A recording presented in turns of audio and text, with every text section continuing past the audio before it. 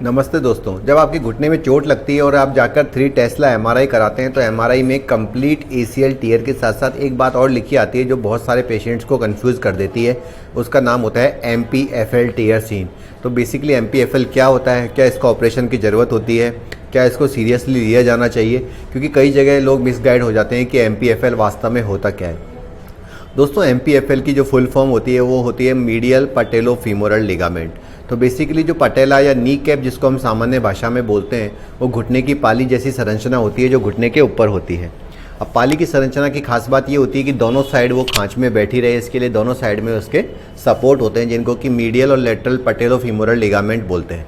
जो अंदर की साइड लिगामेंट होता है इसको एमपीएफएल बोलते हैं। तो जब घुटने में ट्विस्टिंग मूवमेंट होता है और एसीएल टूटता है या एसीएल में पार्शियल टीयर होता है तो साथ ही साथ जो नी कैप होती है वो भी बाहर की साइड रोटेट हो जाती है और एमपीएफएल टीयर भी हो जाता है दोस्तों। लेकिन 99% एमपीएफएल में किसी किस्म के इलाज की कोई आवश्यकता नहीं होती और समय के साथ साथ ये अपने आप ही जुड़ जाता है। अभी कुछ दिनों पहले मेरे पास एक पेशेंट का फ़ोन आया था जिसने सिर्फ एमआरआई पे एमपीएफएल टीयर देखा और जाके सर्जरी करवा ली थी।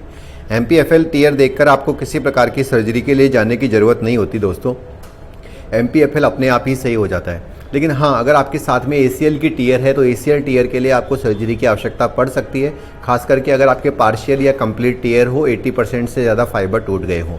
एमपीएफएल ज़्यादातर फिजियोथेरेपी से ही सही हो जाता है, एक्सरसाइज से ही सही हो जाता है ये, और अपने आप रेस्ट करेंगे तो उससे भी सही हो जाता है।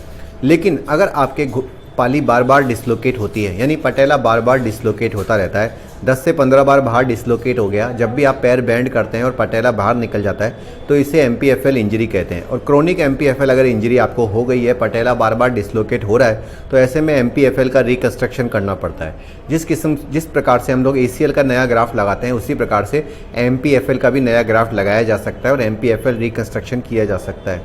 एमपीएफएल रिकंस्ट्रक्शन दोस्तों एक बहुत ही एडवांस सर्जरी है जो सब जगह उपलब्ध नहीं होती।